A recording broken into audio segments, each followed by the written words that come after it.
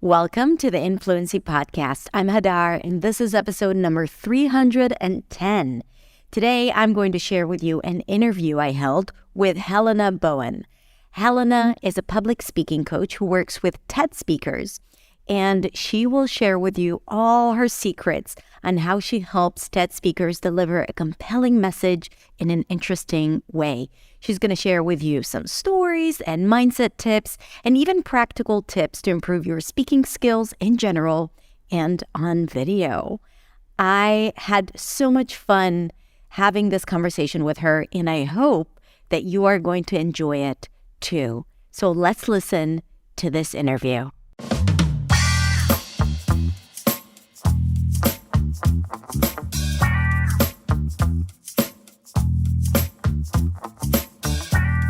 So today, we have a special guest. Her name is Helena. Hi, Helena. Good to see you again. So good to see you. Would you like to just, first of all, introduce yourself? Yeah. Hi, guys. I'm Helena Bowen. I'm a speaker coach and speechwriter. I work primarily with TED and TEDx speakers, but then I work with all kinds of business owners, executives, corporate people who want to become better speakers. And how have things been like recently? Because obviously you've been working with speakers about public speaking, and public speaking requires the public, right? And that doesn't really exist recently. Yeah. How's it been for you to transition that way? Yeah. I mean, it's such a learning curve. I mean, just my entire job and career is kind of revolves around live events. And so for live events to be off the table in many places kind of indefinitely, like a lot of places we're hearing live stages will come back in 2021, maybe middle of 2021. So that has been crazy, just the change. But I've actually been amazed to see how many events are really, willing to adapt and try new things and try going online. The main TED conference, which is normally a week-long conference in Vancouver, quickly changed to doing a 8-week digital version of their conference. Wow. And many conferences are following suit. And I think there's nothing like the real life experience and interacting with people, but I think there is also an opportunity here because it's more accessible, right? For more people around the world, people who can't make it to the conference or who, the trip is not possible for them. So I think there is something exciting about that. Like knowledge becomes more accessible. Absolutely. To so many people. And I think that's the really exciting opportunity is that there are these aspects of virtual events that live events can't accommodate. So there's obviously more interactivity, weirdly, right, in a digital space, because all of you guys can submit your questions. We can get questions in real time. That would never happen in a theater. And then to your point, the accessibility is amazing. The costs are so much lower for events. So they're able to lower their ticket prices and way more people able to join. So even though there's some obvious losses, I love a good live event, obviously, but there's some good benefits too. And so I think we'll see in the future that some events will end up doing some of both because they find that they like some aspects of this digital world. I mean, ideally, when I was offered the TED Talk, like at first I was, it was a dream come true. And then it was supposed to have gone virtual, right? And I was like, I was a little disappointed. And then I said, well, then everyone would be able to see it live, as I'm doing it. So I had this excitement around that. And then that also, because there was a lot that went into it, including the budget and everything. But I think that this is a great, streaming live events can be very exciting, especially TED Talks.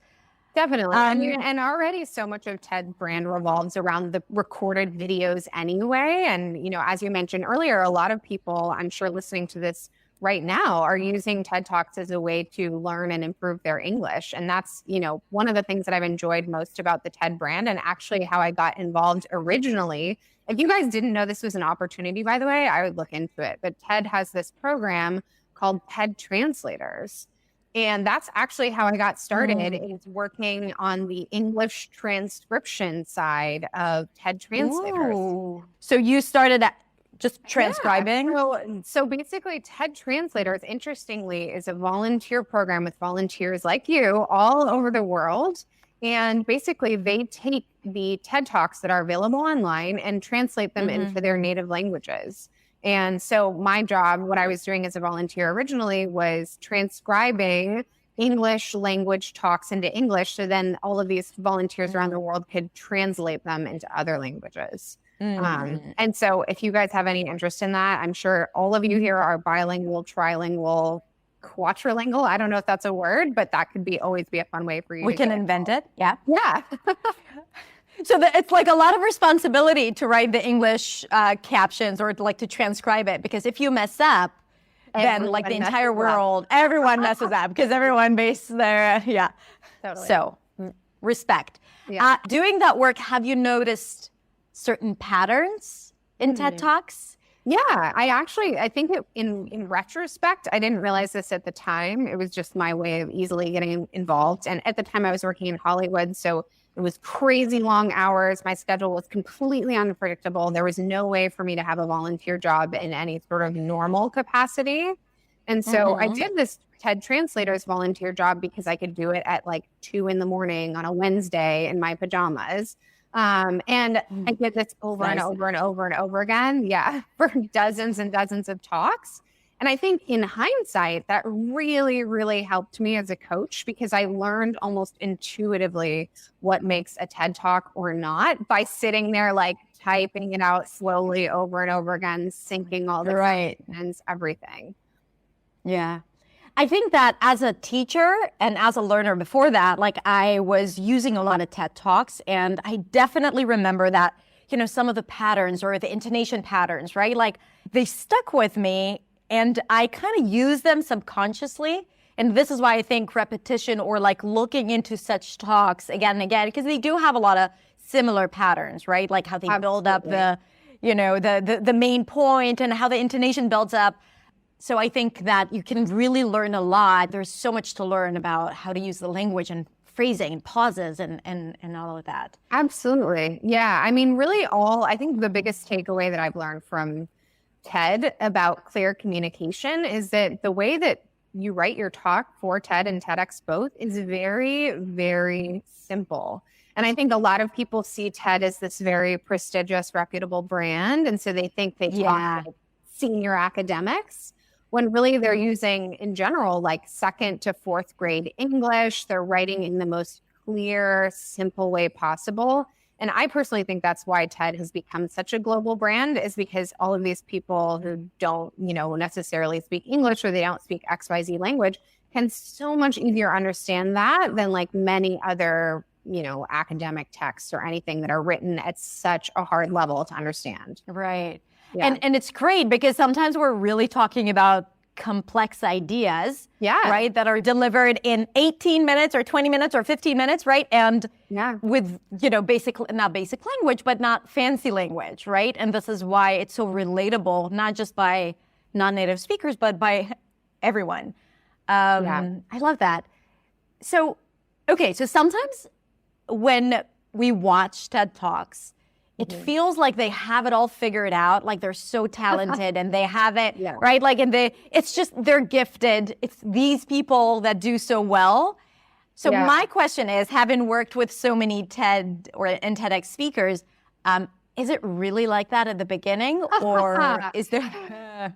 Yeah, well, I mean, I don't want to put any of my speakers on blast, obviously, but I think what most people don't realize is that for most TED Talks that you see on the homepage of TED.com or a lot of the TEDx talks you see on YouTube, there have been months of work that went into that talk with the coach. Yeah. So I think the standard for most of the speakers that I work with is 2 to 3 months of preparation. And I think what's really interesting about the TED brand is a lot of times people see a TED speaker and they see what a great speaker they are. And so they think they must have like climbed this ladder to get to the top of the speaking world.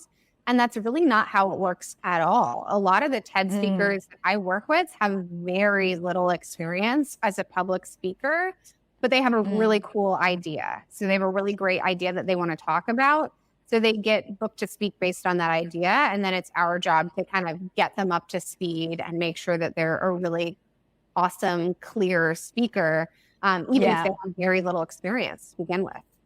And that is so refreshing to hear because, again, it's like for people in my community, for example, speakers who, anyway, there is that gap between how they come across in English and how they come across in their native language. So there is this gap, and they always feel the lack, right? Like it's not enough. And then they always also, as speakers, they compare themselves to native speakers, or they compare themselves to the people who they learn with, like TED speakers. And it all seems so perfect, and it's really good to hear. And I might even ask you to like give me a few examples of transformational journey of like one of the speakers that you've worked with. Like it's really refreshing to hear that no, they need to put in a lot of work. And sometimes, like, especially when it comes to speaking English, we expect ourselves to perform really well right off the bat. Like, okay, I need to have a meeting. Let me prepare the slides. And I should be, really good presenting it just because I'm expected to hear. But no, like, even if whether it's a meeting or a TED Talk, if you are, if you haven't done it many times before, you got to do it again and again and again before to be able to do it well. And if you don't do that, then don't expect results that are different from where you're at, like where you're starting, right? If you're not doing something differently than usual, don't expect different results. Absolutely. I mean, I think people are almost sometimes shocked at how much preparation goes into it. And I sometimes purposely don't tell my speakers how much preparation goes into it because I think they might be scared to hear that. But yeah, I mean, we're not only like iterating draft after draft after draft, writing and rewriting, over the course of a month and a half, 2 months. But then when we rehearse, we're rehearsing over and over and over and over and over again. And if you looked at, I almost kind of wish TED would publish some of this stuff and show people like where they started and how far they came. But wow, that's huge. Oh my gosh, it's so huge. And it just goes to show how much work is really being done behind the scenes, which unfortunately none of us ever see. So we just see the TED speaker and we're like, oh my God, they're so talented. It's no talent, it's work.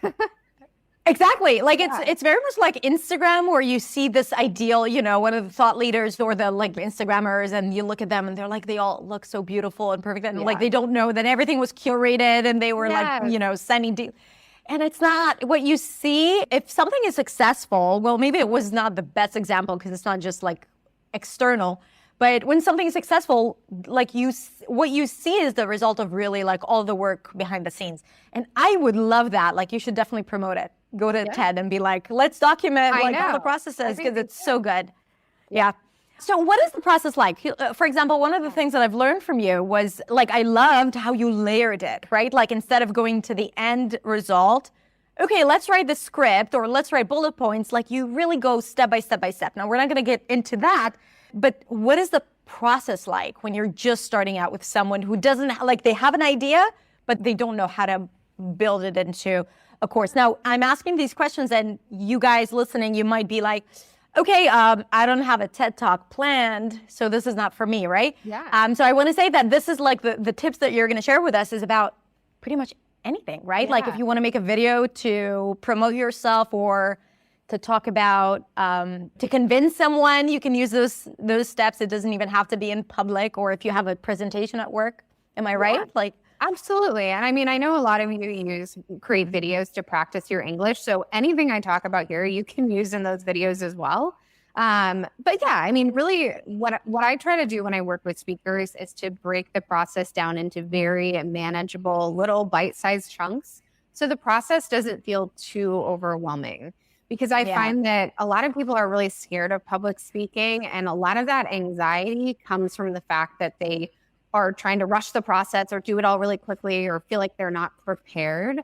But if you prepare adequately, there's really nothing to be that afraid of. Once you're prepared, you're just doing something that you've already done 100 times before and you can feel so confident in it. So when I work with speakers, normally what I'm doing is helping them identify up front, what is this idea you want to cover in the talk? Same thing could go for your video as well. And the key with TED, and I think online video to the same degree, TED, of course, has been popularized as online video, is picking a very narrow slice, like picking a very, very specific topic. So once we've identified that specific topic, then we create an outline, we create drafts, we improve the storytelling, we revise and revise and revise. And then one of the keys that a lot of people miss with public speaking is to lock your draft at a certain point so it doesn't change anymore. Because a lot of times people are making changes until the 11th hour. Right. Yeah. Right. And then they show up Yeah. to the event or the filming stage or whatever, and their brain is trying to make sense of the 100 changes they've just made. Right.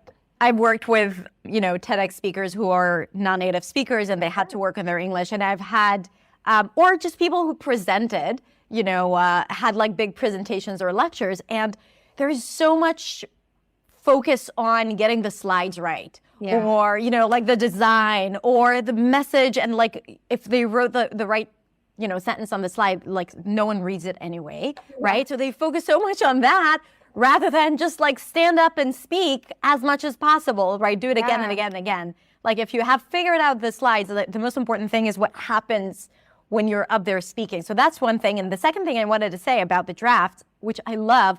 So I'm just going to reiterate something that you said about choose something very narrow, right? Like don't try to say too many things, right? Choose one thing and then work on that one thing, right? Like again and again and again. Improve it. Yeah, which is really difficult for a lot of speakers because especially if you've been doing something like you're doing a presentation for work or if you're creating a video, maybe you've been doing this for 10 years and like how do you cram 10 years worth of information into one talk? That's the question I always get. And you can't. It can't be done. It's always a bad experience for the audience. It's hard for you. It's much better to just pick one thing. And then you have 100 talks. You have 100 videos you can make. You're never going to run out if you pick like a really narrow slice. Right. It's so important. Yeah, it's better for everyone involved if you just pick a very narrow topic. Okay, so you go through the drafts until you are satisfied with something, and then what happens? Yeah, and then we lock the draft, so no more changes. And then in the TED and TEDx world, you're actually going to sort of memorize that talk. Memorize isn't the right word. We don't want you to memorize it word for word like a play, like an actor in a play. But we want you to learn the content really, really well so that you can reliably deliver the same talk over and over again. So can you elaborate on that a little bit? What is the difference? So for people thinking that they have to memorize and So when people try to memorize, and especially if you're not a trained actor, it can feel so overwhelming because you get into this space of perfectionism where like if you mess up one word, oh my gosh, what do I do?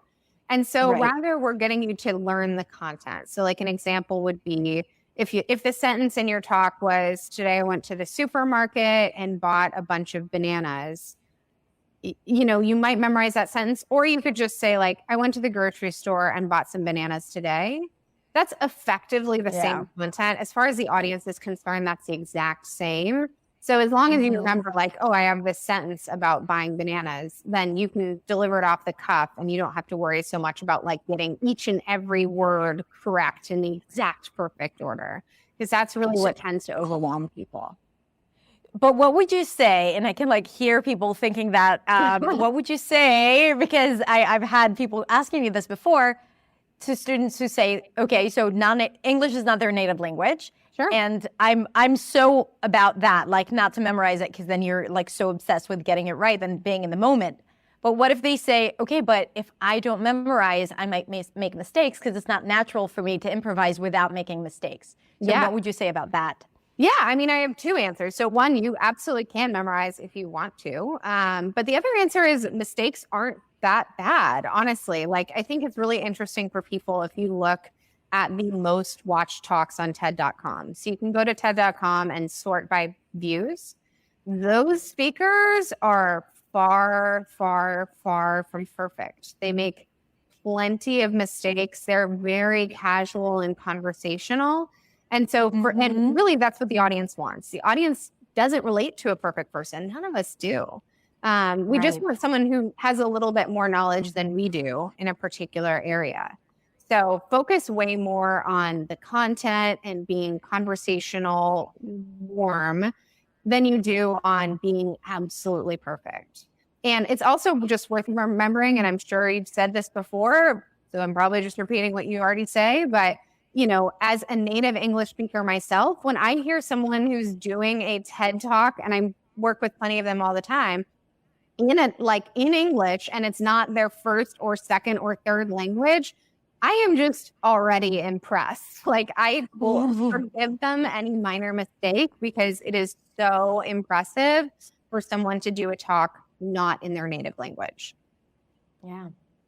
And it's so important for people to hear that, because the idea is the opposite, right? Like, the biggest fear is that people judge us all the time, and native speakers think that we are less intelligent or whatever. And it's just like voices that they have in their heads, which is, I mean, we need to leave space for that because it's important in how to deal with it. Sure. But it's important also to hear other voices and to see that it's actually not like that in reality.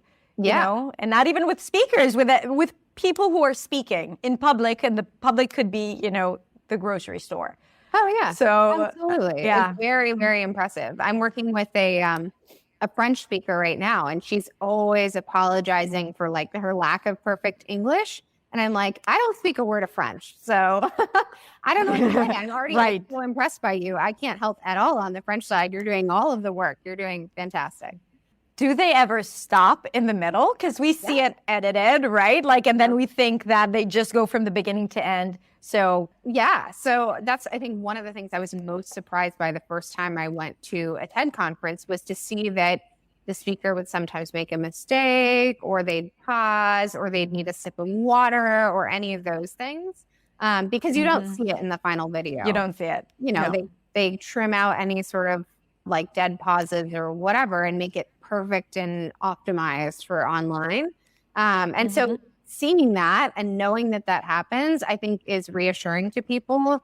And I've actually found the live audience is oftentimes extremely supportive of the speakers if they mess up, or if they have to go back, or they need a sip of water, whatever, because it shows like, oh, they're just a human on stage just like me. They're not just this perfect immortal being.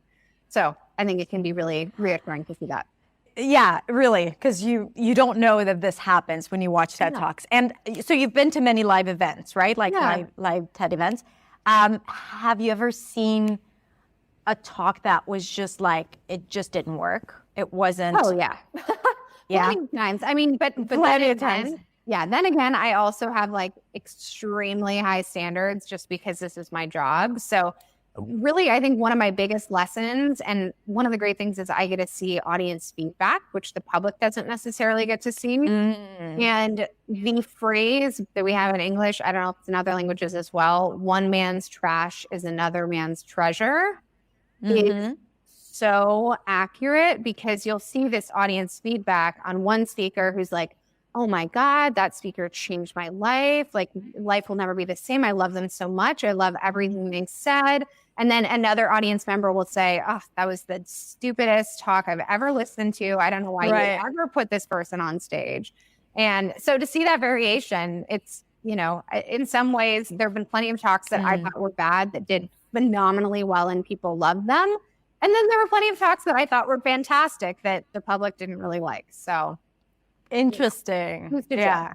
So what makes a good TED Talk a good TED Talk? If you can like identify the biggest TED Talks, or the talks that get the most viral talks, what made them work so well? Yeah. So a couple things. So TED's brand slogan, for lack of a better word, is ideas worth spreading. So to have one really focused, really clear idea that then other people could go in and learn from or replicate in their own life, that's really what makes a good TED Talk. And that's what makes it distinct from some other brands, like The Moth, for example. The Moth is a famous public speaking brand, but they're more focused on sharing really entertaining stories. With TED, the main focus is sharing an idea that then other people could take and apply in some way. I think that's the first thing. And then I think related to that, I find that most TED Talks are solving a problem in some way. So in a lot of TED Talks, the structure is just a speaker identifies a problem at the beginning of the talk, and then throughout the course of the talk, they solve it with or for the audience.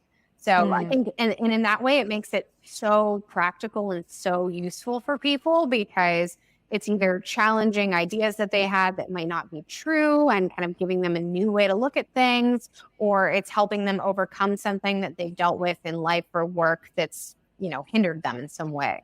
I see. Like I'm always trying to find, to find hacks or like what makes this idea resonate more with people. But I think it's like a combination of so many things, like you said. Sure.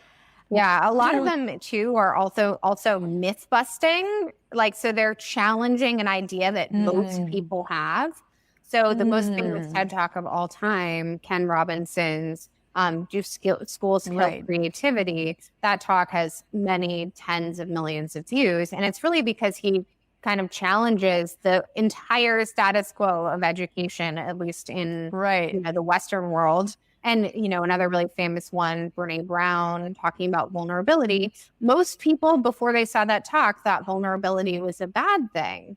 And so for her to then go and say, actually, it's not, it's amazing and kind of the key to life, that's really surprising and refreshing to people. Right. Great. So we have a bunch of questions for you about public speaking. So I'm just going to go ahead. Okay. So Christina is asking how to tell interesting stories. That's a big question. But that's a great question. I think what a lot of people miss about stories is that really what most people want to hear in a story as an audience member, whether you realize it consciously or not, is some sort of change. So that's usually the value of storytelling, is you're almost showing like the before, something that changes, and the after. So really having a clear idea of what changes in the course of the story. When you think about any Hollywood movie, right? The main character usually undergoes this massive change and comes out on the other side as a different person. So if nothing is changing in your story, it's probably not the best story in the world. It might still be interesting. But note to self. Okay. And then the other secret that I always try to get people to think about is a lot of times when people try to tell a story, they come across as very general and vague. But the more you can focus on a single specific moment, so a moment in time, whether you're, going to a shoe store, you're on the sinking Titanic ship, you're, doing whatever specific thing, the more you can think about precise moments, the better, because that will avoid the trap of being very vague in general. So think about really key moments in your life, a moment of change, a moment of tragedy, of hope, of joy, like anything that really pops out in your memory as like a big moment. Those are usually great places for stories. Great. And I think like going into the details of what happened, like what did you smell, hear, like see, and I think, and also because I always like to take it to the English practice, I think it's so great to be able to go into all the details, because that's how you expand your ability to not only to tell stories, but to explore different ways to say things in English. So Absolutely. I think this is a great exercise as well. I love it. I think it's to be specific and to think about the change. That's really good. Anything else about stories? I mean, those are the top two things I would suggest. But yeah, I think those are great. And then always have a clear idea of who your main character is. That's which is oftentimes could be you. Yeah. Yeah. Right. Oftentimes, but not always. Good. Not always. Okay. Cool. Another question from Vivine: how to open a speech in a way that will engage the audience? Ooh, I love this question. So a lot of times people, I'm sure you guys, especially if you have a corporate job, you've seen this at work. A lot of times people will start this job or start a talk with this long, boring introduction. Oh, thank you, Hadar, for inviting me. I'm so honored. Like, I've been working in this company for 20 years. Like, it's just, so boring. And so rather, I suggest keep any sort of acknowledgement of the host and the event to an absolute minimum, like one sentence max. Thank you, Hadar. Move on. And then some of the best ways to start a speech are to either kind of hint at a problem, right? So if you're solving a problem in your speech, hinting at that problem at the beginning will really get people to put on their kind of detective's cap and start thinking from themselves, like, how do I solve this problem? That's one way. Telling people that they're wrong about something is always fantastic. Ooh, that's a good one. Yeah, it's always a great one for a speech, because immediately people will be like, no, I'm not. It kind of puts them on the defensive. That works really But at well. least, but attentive, like they want to pay attention. They're like, Yeah. I want to prove them wrong, so I'm going to keep Exactly. on listening. Yeah, Yeah, okay. for sure. Oftentimes starting with a relevant kind of news story, a story from your own life. You'll notice that I would say like, I don't know, 50% of TED Talks start with some sort of short, 1 to 2 minute story, whether that's from the speaker's own Right. life or it's from the news. Those seem to work really well because it gets people intrigued and immersed in the idea before you start getting into the actual kind of explanatory content of the speech. Yeah. Okay. But the thing is, I would say one of the biggest mistakes that speakers make broadly is that they will spend like, if, for example, if it's a 15-minute speech, they'll spend like 10 minutes setting up what they're going to talk about and then 5 minutes talking about the actual thing. And really, you want to only spend like a few sentences before you're in it. You want to be in it as quick as possible, especially when we're talking about online video, when people just have the opportunity to click away at any time. Like they can leave this video. Whereas if you're in a live audience, you're a little bit trapped. But still, you don't want people to be bored in those first minutes because that will kind of set their decision for the rest of the talk. Like they either decide you're boring or engaging kind of right away, and it's hard to change. So would you say that this tip is relevant for any kind of talk, like even if it's a presentation at work? Because a lot of people say, no, well, it's, it's a professional setting. It's not like a talk. So So yes. I think it's absolutely relevant, especially as, our work culture is changing, especially around speeches. People are going from being like very super formal to being a lot more casual and conversational, storytelling, that kind of thing. So by all means, use that tip anywhere, and especially on online video, especially. People don't have patience online. Right. Yeah. Absolutely. Okay, good. I mean, on YouTube, sometimes I used to start with like really long introductions. Yeah. And then I started noticing that people in the comments, they just put a timestamp, and I'm like, what is that? It's like, this is where the video starts. It's like 5 and 12 seconds, 5 minutes, 12 seconds. And it's funny. Yeah. People just want to get to the point.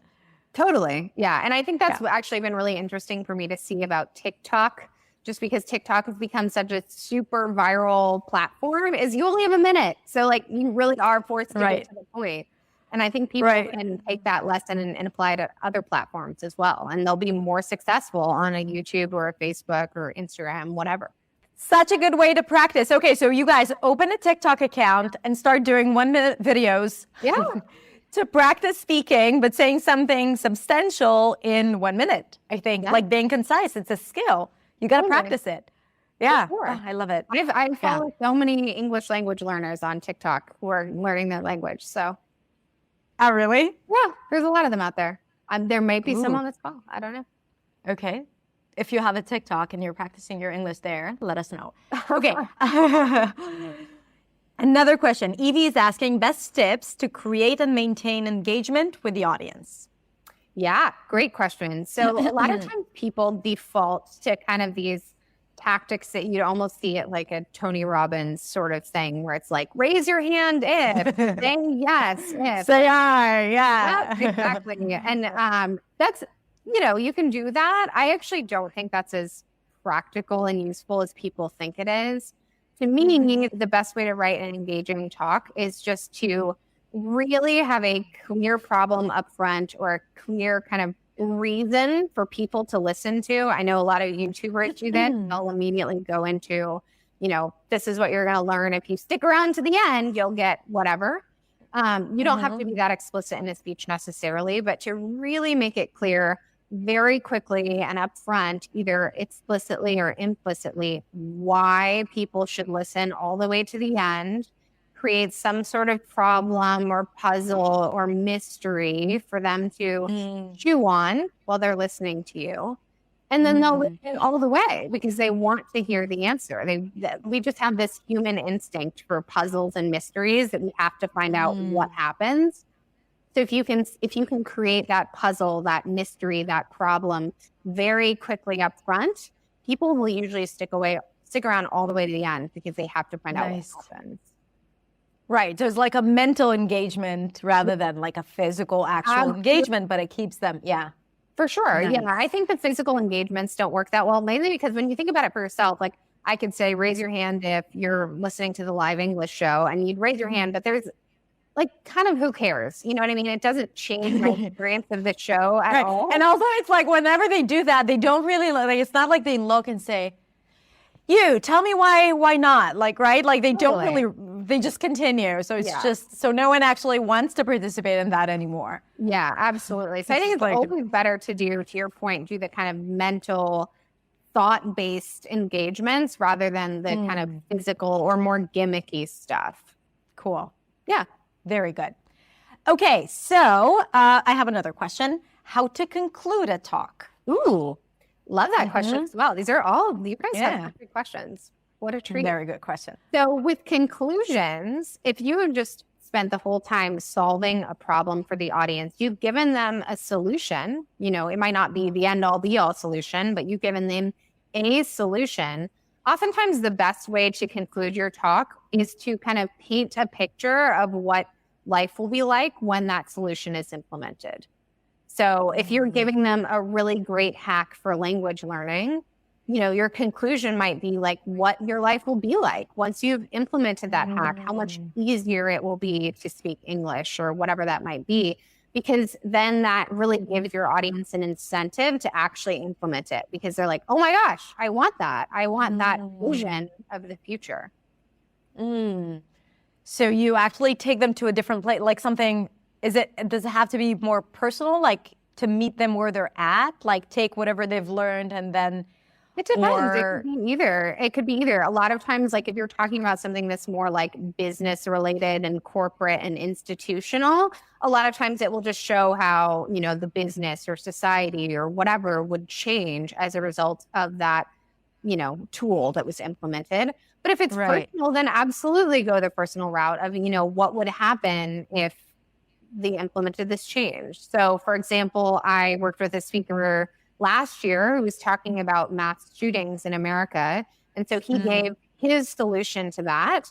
And then, of course, at the end, he brings it back to his own child was killed in a shooting. So he brings it back to his own child. And, you know, we don't want this for anyone else. So if we implement this solution, this won't happen to any other parents, as an example. I see. Yeah. Okay. That's really good. 2 more questions from before the talk, and then I know that a few people asked here something too. So one is short and easy. Where to look when speaking to a large group? Oh, great question. Technical. Yeah, easy. So I would always ask, there's usually someone on the stage, if you're at a live event, who's in charge of the speakers and everyone. Usually it's like a stage manager or something like that. All the way in the back. Yes, ask them where to look, because it totally depends on the auditorium. For some places, you have to look up higher. For some places, you have to look lower. It completely depends on the venue. But in general, you do want to be looking around and making eye contact with various people if you can, because that will just create the sense for the audience that you're really having kind of a one-on-one personal conversation with them. So even if in a meeting, right, like let's say a group of 5, 6 people, you would say, and let's say I'm presenting something, so just to move, not to lock my eyes on someone and that's it. Yeah, totally. It's really interesting now in Zoom calls, right? Like one of the things that I work with, like my teachers and everything, is that you guys, like you can't look at your photo because then you're gonna look like this. Or when you make a video, you gotta look at the camera, which is really weird. But then it feels like they're looking in your eyes. So it's So Zoom calls are like, because that eye contact is important. But to Darwin's question, you're saying to just if it's a small group. For most of the time, you can kind of like look from one person, change your gaze, look to another person, give them a sentence, and kind of move around a little bit with your gaze. But I think really, you know, and that to some degree is a cultural thing, by the way. So I know some cultures, direct eye contact is a little bit more questionable. So if that's you, disregard. But I think for most people, it's great to kind of make eye contact with different audience members. In my own case, I usually find that there's always a few faces in the audience who are smiling and super friendly and look super engaged. And then there's always a few people who are like on their phone. So I'll usually just like look at the smiley person, look at another smiley person, look at another smiley person, and just kind of bounce back and forth between a few of them. Yeah, and don't get upset about like the people looking in their phones because for sure. That's just yeah. And also one more interesting thing that you mentioned is that like we need to understand the space that we're walking into and the culture, because some speakers might kind of like go abroad and speak in different companies around the world. So they need to understand that culture, because if you come from a culture that is very direct and eye contact is just like a matter of friendliness and being, you know, you need to understand that it's not always the case if you go to a different country where eye contact is less appreciated. Absolutely. Or feels intrusive. Totally. That's true for everything. And so usually there's someone who can tell you who's there. Like if you have a contact there, they can usually tell you what's appropriate or what's not, depending on the culture. I run into this all the time because obviously I'm an American. Americans are known for being very smiley and, you know, effervescent. And a lot of times when I work with European clients who are known for not as being as smiley, that's always the question is like, should they be more kind of like that smiley American-y type? Or if they're talking to people from their own culture, probably not, because everyone is used to a certain thing. So it just depends on your audience, what they're expecting, and, you know, how to show up as the best version of yourself in that context. And it's exactly like when we talk about pronunciation and learning a new accent or understanding the American accent, British accent, and in general pronunciation, because that's what we focus on, just like being clear and delivering the message clearly. But I oftentimes say that it's like a costume, because a lot of times people don't feel comfortable. It's like that cultural difference, right? I don't want to smile. You know, like I'm not used to smiling all the time. Why do I need to do that? But sometimes in some circumstances, it would serve you better if you do, right? So it's not just about how they perceive you. It's just like it would be easier for you to get what you want. Absolutely. And the same thing with pronunciation. Like you don't have to speak with like the R sound or the TH and to like put the stress on the right words, but it might serve you better in certain situations that are less friendly or they're less, you know, that are more judgmental and discriminatory, because unfortunately, like this is the reality that we exist in. Yeah, for sure. You're in Israel, right? Yeah. So actually, I mean, I have the perfect example of this. Back when I was working at HBO, we were working on a show that was being shot in Israel. And I think Which one? What was it called? It was originally called Stray Weeds, and then I think it ended up being called Our Boys. Oh, yeah. Not too long ago, right? Yeah, that was recently. Our Boys. It's a big show. Our Boys. Yeah. Yeah, so it was just interesting because, you know, obviously at HBO, I was used to working with a bunch of people in England and people all around Europe, and we'd never worked with an Israeli production company before. And so when we originally started working with Israeli production company, everyone seemed so like serious and angry all the time, and all of us were like, oh my God, they're so mad, like not realizing. And then eventually someone said, oh, that's just more normal for the Israeli culture as compared to like our culture in California, where everyone's like smiley all the time. And so just knowing that, you know, was useful for us because we thought that they were mad and we had no idea. Yeah. You know? And I talk to my Israeli students a lot because the intonation in Hebrew is everything is really flat. Yeah. I'm like, no. You know, we're not gonna exactly. And like they don't elaborate. Like really straight. If something's not, it's not like it would be better if we try something else. Like no, not a good idea. So it's like that, and the intonation feels less friendly. But that's Hebrew. It's not like they're really friendly people most of the time. Totally. But it's important to understand what space you operate in. Totally. Like exactly. Once we found out, that's just more. That's how it is. Then it's like, okay, that's just how it is. Yeah. You know, but at first it's like, oh my God, they're so mad all the time. They hate us. I actually know a few people from the production, so it's funny. Oh yeah, fair. And I think again, that's the case for many different cultures, and this is why like understanding what culture you operate in and the intonation differences, because a lot of times it really comes down to that. Yeah, for sure, plays a big role. Yeah. Okay, I have one more good question. Like it's like the most obvious question that someone would ask about public speaking, which is how to overcome the fear of speaking in public. Yes, I think the biggest thing is preparation and practice. So like I said, with most of these TED and TEDx speakers, we're preparing for 1 month, 2 months, 3 months more. when you're spending so much time improving and doing all of that work behind the scenes, you will feel so much more confident in it. A lot of times the reason why when I talk to people about their fear of public speaking, it comes down to the fact that they're afraid, so they procrastinate, they don't do anything on it. Then like the day before they have this big speech, they start working on it and then they're not prepared, and that just exacerbates the anxiety. So preparing far enough in advance that you feel really comfortable and confident yourself is huge. There's always going to be a little bit of nerves and a little bit of anxiety. I mean, I do this for a living and I still always feel a little like jittery before I'm going to give a talk. That's normal, but you can avoid 90% of the fear by just preparing in advance. And then also practicing too, right? Like just like practicing your English, if you can do all of this work behind the scenes to practice, then when you're actually speaking with a native speaker, it's so much easier and so much less Absolutely. Yeah, absolutely. And it's not so much the result, it's like the process or like what goes through your head just before or as you're doing it, right? And this can be like you get into a better state where you do the work before and then it's more automatic. You know, in my work, and my students know that, there's so much that goes into just repetition, practice, you know, having a system and showing up, right? Like having the courage to put themselves out there. So if you're afraid of public speaking, then get yourself as many public speaking gigs as possible, right? Like start making videos on a daily basis, you know, do Zoom talks. Yeah. That's something I talk about all the time with my students is a lot of times people will think, oh, I have a speaking engagement in 6 months.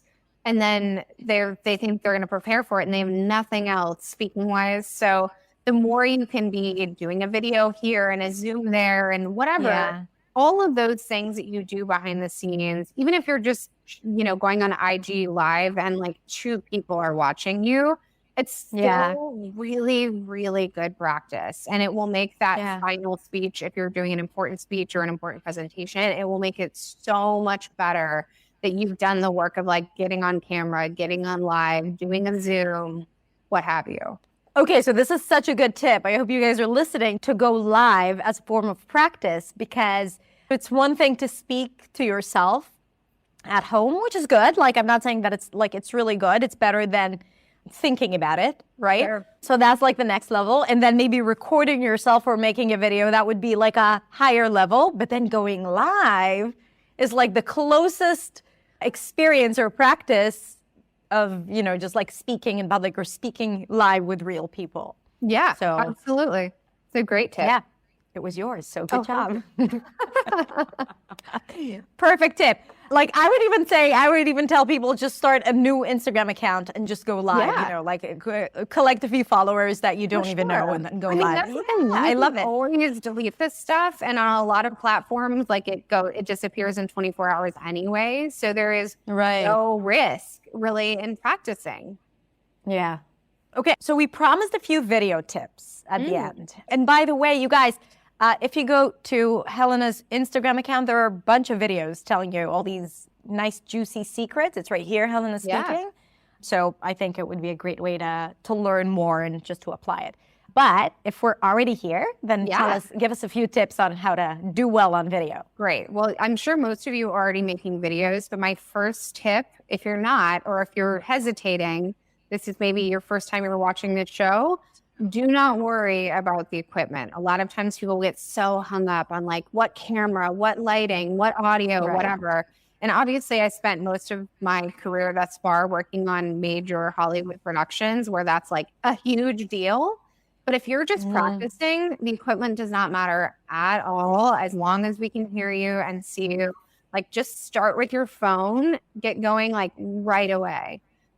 And then next, I think the best thing to do in terms of the content like we were talking about earlier is to pick a very, very specific slice or a very specific topic.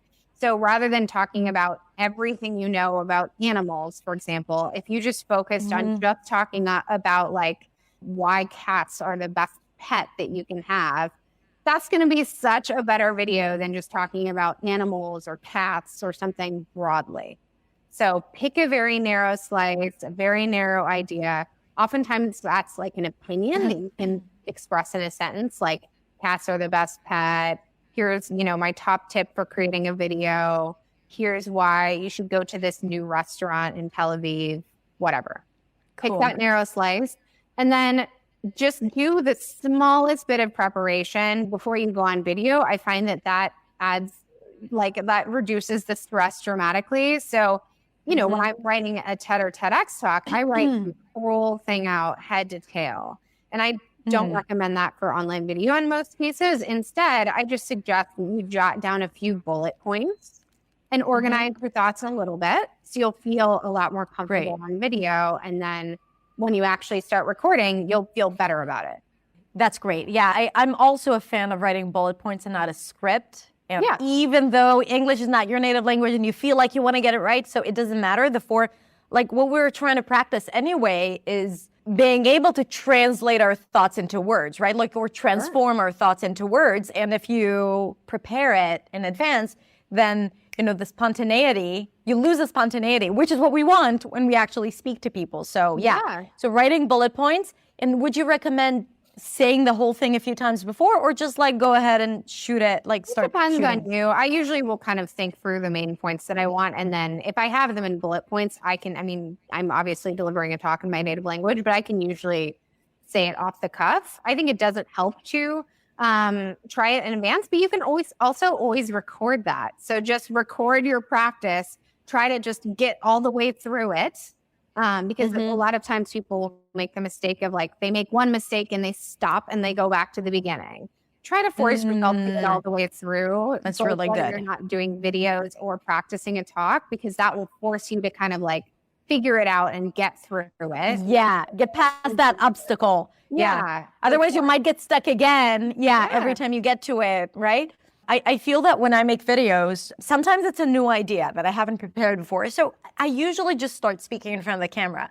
And I find it so much more effective if the camera is turned on, even though I know that it's the first time I'm doing it and it's not going to be the final take. Because I don't even have it figured out. But I know that I'm better when I know that the camera is on. Yeah. And then I just delete the take, but it feels different than if I were to just say it to myself and then go in front of the camera. Plus, you might get surprised because it might be the best steak. I'd be like, ooh, I nailed it. Yeah. For sure. Cool. Yeah. I think that's brilliant, because sometimes you'll surprise yourself and you'll get it right the first time and you'll be like, wow, I didn't even know I could do that. Right. And wouldn't it be so upsetting to be like, why didn't I record it? You know? It's so good. Okay. So use your phone, focus on one thing, right? Be something really narrow and then just expand on that. Bullet points? What was the bullet points? Thank you. And then I would just say, just start recording and record even your practices and force yourself to get all the way through it. You'll be so much the better for it. Would you recommend incorporating a story into it? Sure. Absolutely. Okay. Yep. Oftentimes stories are great. If you've introduced the premise of your video, jumping into a story, a lot of times is a really great way to make a point. And people remember those stories better than they remember any other type of content. So, cool. You're just doing it for it's a great way to get people to remember it. Stories. And you have to find a story that relates to what you're trying to say and talk about. Yep. Okay. Now, such great tips. And again, all of you in the influencer community, I think, we can actually take this and you can put it into your weekly videos. And there's so much good stuff that you can put into practice right away. One quick question, because I know she really wanted an answer. She said, Kuba is saying, when I get really excited, I forget everything. What to do about that? I'm preparing and I Yeah, I think part of that is practice, and it's forcing yourself, like we were just talking to, forcing yourself to take a minute, think about it, and then push forward. Because a lot of times people, instead of thinking they'll forget what they're talking about. And then instead of thinking what's the next thing, they'll start thinking, oh my God, I forgot what I'm talking about. I always forget what I'm talking about, and then instead of just thinking, okay, let me take a pause. What is the next thing? And luckily on video, you can edit that stuff out. And then on stage, a lot of the time, audience members won't notice your pause, because so often these pauses that we think in our heads are 10 minutes long are actually only a few seconds. So true. So true. Yeah. We're so judgmental when this, in the moment, everything seems horrendous. Yeah. Like every moment you get stuck and people don't even notice. Totally. They never notice. Yeah. They never notice most of the mistakes that you make on stage. So Yeah. force yourself when you're practicing, like we were talking about, if you get excited and you're prone to forget everything, just force yourself to practice that. Practice forgetting things and then having to remember and get back on track. That's awesome. Okay, so anything else, last thing you want to share, you want to say before we wrap it up? Last thing is go out there and practice. People are not judging you. They are cheering you on. I find that audiences are way more supportive than anyone ever imagined. Yeah, I love that. Yeah. It's so good to know. Wow, thank you so much. This was so interesting. I love every single thing here and a lot of practical tips that we can put into practice right away. Great. So as I said, go to Helena Speaking on Instagram, or the website is here. You can find good stuff there as well. Perfect. So thank you so much. Thank you. And I will speak to you soon. Great. Bye. Thank you so much for being here. Thank you. Bye.